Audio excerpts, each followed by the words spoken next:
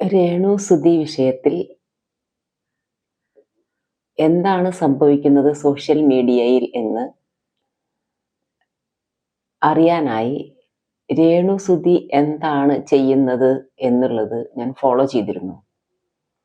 അതിനുശേഷം രേണു സുധിയുടെ ഭാഗമാണ് കറക്റ്റ് എന്ന് മനസ്സിലാക്കിക്കൊണ്ട് ആ ഒരു സ്ത്രീ അനുഭവിക്കുന്ന സൈബർ അറ്റാക്കുകൾ,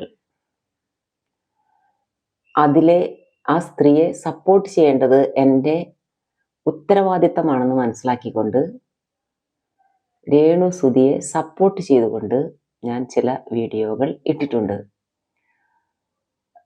ഞാൻ യൂട്യൂബിൽ ഈ സോഷ്യൽ മീഡിയ സംബന്ധിച്ച വിഷയങ്ങൾ അധികം ചെയ്യാറില്ല. യൂട്യൂബ് ചാനൽ തന്നെ തുടങ്ങിയിരിക്കുന്നത് കോവിഡ് കാലത്ത് കുട്ടികളെ പഠിപ്പിക്കേണ്ട പ്രത്യേക ആവശ്യം കൊണ്ടാണ്. അപ്പോൾ ഈ ചാനൽ തുടങ്ങിയതിൻ്റെ ഉദ്ദേശം അതൊന്നുമല്ല, കുട്ടികളെ പഠിപ്പിക്കുക എന്നുള്ളത് മാത്രമായിരുന്നു. പക്ഷേ ഇപ്പോൾ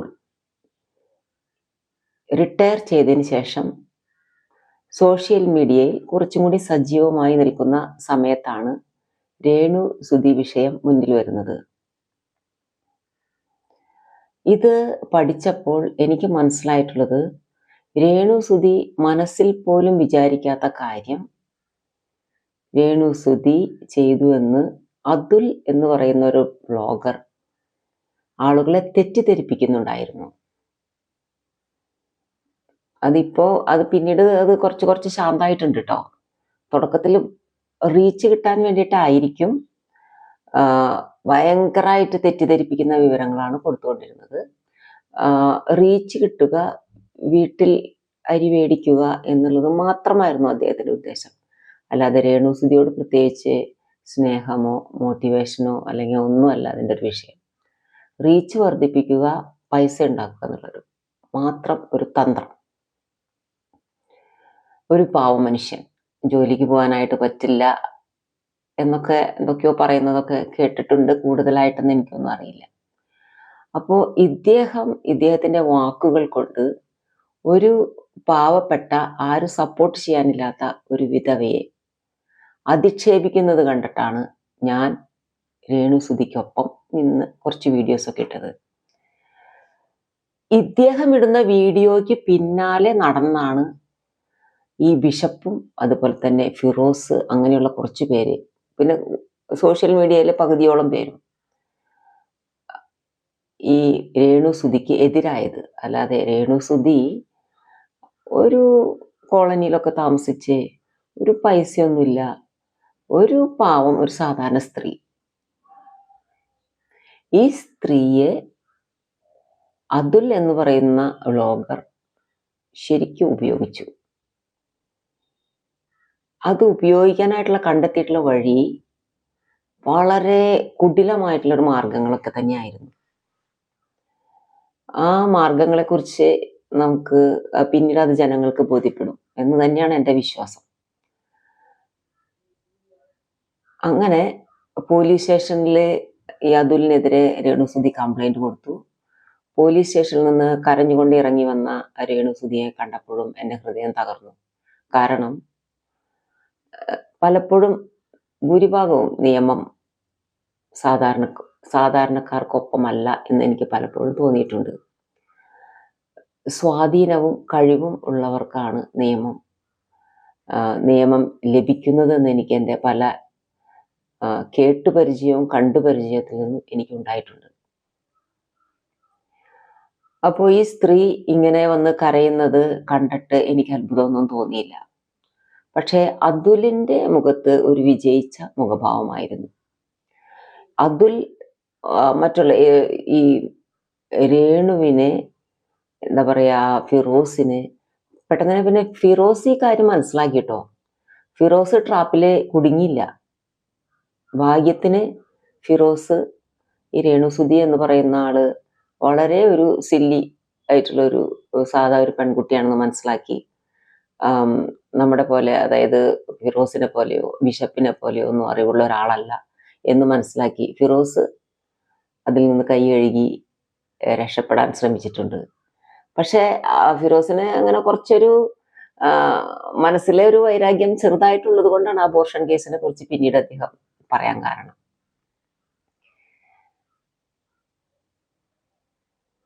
ഇതൊക്കെ അവിടെ പറയേണ്ട യാതൊരു ആവശ്യമില്ല. ഫിറോസിനെ യാതൊരു കാരണവശാലും രേണുസുതി കുറ്റപ്പെടുത്തിയിട്ടില്ല. രേണുസുതിയുടെ അച്ഛനും കുറ്റപ്പെടുത്തിയിട്ടില്ല. ഇവര് വീടിന്റെ അറ്റകുറ്റപ്പണി 1 വർഷത്തിനുള്ളിൽ സംഭവിച്ചപ്പോൾ അത് വിളിച്ച് അറിയിക്കുമ്പോൾ ഫിറോസ് അത് ചെയ്തു കൊടുക്കാൻ ശ്രമിച്ചില്ല. കാരണം അദ്ദേഹത്തിന്റെ ഒരു കാരണമുണ്ട്. കാരണം അദ്ദേഹത്തിന്റെ കയ്യിൽ നിന്ന് പോലും പൈസ ചെലവായിട്ടുണ്ടാകാം. എല്ലാവർക്കും കൂടി പണിത വീടല്ലേ, അപ്പൊ എനിക്ക് എന്ത് റെസ്പോൺസിബിലിറ്റി എന്ന് മാത്രമേ അദ്ദേഹം ചിന്തിച്ചിട്ടുണ്ടാവുള്ളൂ. ആളുടെ സൈഡ് വളരെ പെർഫെക്റ്റ് ആണ്. പിന്നെ ആൾക്ക് മനസ്സിലായി ഈ കാര്യം ചെയ്തു കൊടുക്കുന്നതാണ് നല്ലത്, ഇതിൽ നിന്ന് രക്ഷപ്പെടുന്നതാണ് നല്ലത്, ആളുകളുടെ വികാരം തനിക്കെതിരായി വരുമോ എന്നൊക്കെ. അത് ആളുകളുടെ വികാരം മാത്രം മനസ്സിലാക്കിയിട്ടല്ലാട്ടോ അദ്ദേഹം ചെയ്തിട്ടുള്ളത്, സ്വന്തം മനസാക്ഷി അനുസരിച്ച് തന്നെയാണ് ചെയ്തിട്ടുള്ളത്. പക്ഷേ ഈ ബിഷപ്പ് ഒരു ബിഷപ്പാണോ എന്ന് ഞാനും ചോദിക്കുന്നു. ഞാനും ഇദ്ദേഹത്തിനെതിരെ വീഡിയോ ഇട്ടിട്ടുണ്ട്. കാരണം ഇദ്ദേഹത്തിനെതിരെ എന്ന് പറയാൻ പറ്റില്ല, ഇദ്ദേഹത്തിന്റെ ഒരു എന്താ പറയാ, രേണുസുതിയെ അനുകരിച്ച് സോഷ്യൽ മീഡിയയിൽ ഒരു ബിഷപ്പ് ഇരുന്ന് കാണിക്കുന്നത് കണ്ടിട്ട് ഇദ്ദേഹത്തിന് പ്രാർത്ഥിക്കാൻ അങ്ങനെ സമയം കിട്ടുന്നുണ്ടോ എന്ന് എനിക്ക് പലപ്പോഴും തോന്നിയിട്ടുണ്ട്. അതുപോലെ തന്നെ ഈ ബിഷപ്പ് ഉണ്ടല്ലോ, ഈ അതുലിന്റെ വ്ളോഗ് സ്ഥിരം കാണാറുണ്ട്, അദ്ദേഹത്തെ പ്രോത്സാഹിപ്പിക്കാറുണ്ട്. എനിക്ക് ഈ ബിഷപ്പിനെ അയ്യേ എന്ന് മാത്രമേ പറയാൻ പറ്റുള്ളൂ. അയ്യേ, ഇങ്ങനൊരു ബിഷപ്പ്, ഒരു പാവം ബിഷപ്പ്, എന്താണ് താൻ ആയിരിക്കുന്നത് എന്നുള്ള ആ ഉത്തരവാദിത്വം മനസ്സിലാക്കാത്ത ബിഷപ്പ്. നോബൽ ഫിലിപ്പ് എന്നാണ് ആ ബിഷപ്പിന്റെ പേര് എന്ന് ഞാൻ മനസ്സിലാക്കുന്നു. ആ ബിഷപ്പ് ഒരു നല്ല കാര്യം തന്നെയാണ് ചെയ്തത്. ചെയ്യുന്നത് വരയ്ക്കും ഒക്കെ ശരിയായിരുന്നു. പക്ഷേ കൊടുത്തു കഴിഞ്ഞതിന് ശേഷവും എന്തോ ഒരു പേരെടുക്കാനായിട്ട് ശ്രമിച്ചതായിട്ട് തന്നെയാണ് അദ്ദേഹത്തിന്റെ പ്രവർത്തനങ്ങളിൽ നിന്ന് നമുക്ക് എല്ലാം മനസ്സിലാകുന്നത്. അപ്പോ ഈ അദ്ദേഹത്തിനെ ആളുടെ തന്നെ ബന്ധുക്കൾ ബുദ്ധിമുട്ടിക്കുന്നു, ആളെക്കുറിച്ച് തന്നെ മോശഭിപ്രായം പറഞ്ഞുണ്ടാക്കുന്നു. അപ്പോ അതിൽ നിന്ന് രക്ഷപ്പെടുക എന്നുള്ള ഉദ്ദേശമൊക്കെ അദ്ദേഹത്തിന് ഉണ്ടായിരിക്കാം. പക്ഷേ ഈ അതുലിന്റെ ഒപ്പം കൂടിയത് അത് താങ്കളെ വീണ്ടും മോശമാക്കി. എന്താണ് നിങ്ങൾക്ക് സ്വയമായിട്ടൊന്ന് ചിന്തിച്ചുകൂടെ? താങ്കൾക്ക് എതിരെ എവിടെയാണ് രേണുസുതി പ്രവർത്തിച്ചിട്ടുള്ളത്? രേണുസുതിക്കെതിരെ അതുൽ പ്രവർത്തിച്ചിട്ടുണ്ട്. പക്ഷെ രേണുസുതി താങ്കൾക്കെതിരെ എന്താണ് ചെയ്തിട്ടുള്ളത്? ഒന്നും ചെയ്തിട്ടില്ല. വളരെയധികം ഡിസിപ്ലിനുള്ള, ആത്മാർത്ഥമായി തുറന്ന് സംസാരിക്കുന്ന രേണുസുതി, ആ രേണുസുതിയുടെ ആറ്റിറ്റ്യൂഡ് കണ്ടിട്ടാണ് ഞാൻ രേണുസുതിയുടെ ഒപ്പം നിന്നത്. ആ ആറ്റിറ്റ്യൂഡ് പോലും ഈ ബിഷപ്പിനില്ല. എനിക്കത് വളരെ തനി എന്തോ, താങ്കൾ കോളനിയിൽ താമസിക്കുന്ന ഒരാളല്ലെങ്കിലും താങ്കളുടെ ആറ്റിറ്റ്യൂഡിന് ഇത് എന്ത് പറ്റി? താങ്കൾ എത്ര നേരം ദൈവത്തോടൊത്ത് പ്രാർത്ഥനയിൽ സമയം ചെലവഴിക്കാറുണ്ട്?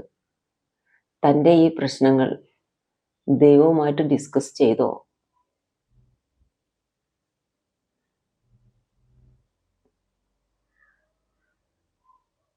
ബിഷപ്പേ, താങ്കൾക്ക് ഒന്നും കൂടി ചിന്തിക്കാനുള്ള സമയമുണ്ട്. ഈ സജീന എന്ന് പറയുന്ന രേണുസുതിയുടെ ഫ്രണ്ടിനെതിരെ കേസ് കൊടുത്തത് ആര് പറഞ്ഞിട്ടാണ്? ആരുടെ ഉപദേശമാണ് താങ്കൾ സ്വീകരിച്ചത്? താങ്കൾ ഇനിയും കുറെ മോശത്തിൽ നിന്ന് മോശത്തിലേക്ക് പോയിക്കൊണ്ടിരിക്കുകയാണല്ലോ. അതുകൊണ്ട് പെട്ടെന്ന് കേസുകളൊക്കെ അവസാനിപ്പിച്ച് ബിഷപ്പിന്റെ ഉത്തരവാദിത്തത്തിലേക്ക് പ്രവേശിപ്പിക്കാനായിട്ട് അതിലേക്ക് പ്രവേശിച്ച് ആ ദൈവിക സമാധാനത്തിൽ കഴിയാനും തുടർന്നും അർഹരായിട്ടുള്ള രേണുസുതിക്ക് തന്നെയാണ്. രേണുസുതിക്ക് താങ്കൾ ആ സ്ഥലം കൊടുത്തില്ല എന്നുള്ളത് എനിക്ക് കുറച്ച് വിഷമമുള്ള ഒരു കാര്യമാണ്. പക്ഷെ നിങ്ങൾ എല്ലാവരും കൂട്ടായി ചർച്ച ചെയ്തിട്ടാണ് ആ ഒരു വിധവയായിട്ടുള്ള സ്ത്രീയുടെ പേരിൽ ആ സ്ഥലം കൊടുക്കാഞ്ഞത്. 3 ആളുടെ പേരിൽ ആ സ്ഥലം കൊടുത്തെങ്കിൽ എന്താണ് കുഴപ്പം ബിഷപ്പെ? എനിക്കത് ഇപ്പോഴും മനസ്സിലായിട്ടില്ല. രേണുസുതിയുടെ ആരാണ് സുധിയുടെ ആരാണ് രേണുസുതി? ഭാര്യ തന്നെയല്ലേ? അപ്പോ രേണുസുതിയുടെയും മക്കളുടെയും പേരിൽ താങ്കൾ ആ സ്ഥലം കൊടുക്കേണ്ടതായിരുന്നു. അതുകൊണ്ട് എന്താ അവിടെ പ്രശ്നം വരുന്നത്? അവിടെയാണ് ശരിക്കും ഈ പ്രശ്നത്തിന്റെ തുടക്കം അവിടെയാണ്. താങ്കൾ മക്കൾക്ക് മാത്രം പ്രാധാന്യം കൊടുത്തു.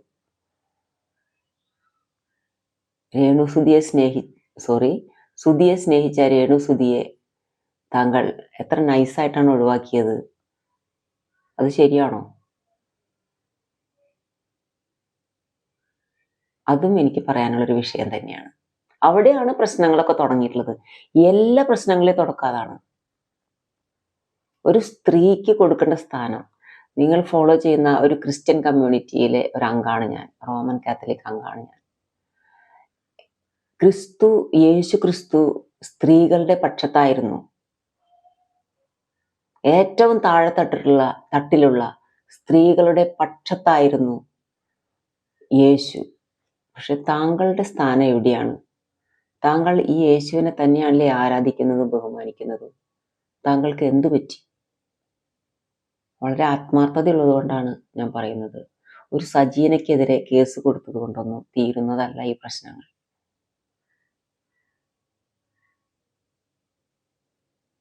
Thank you.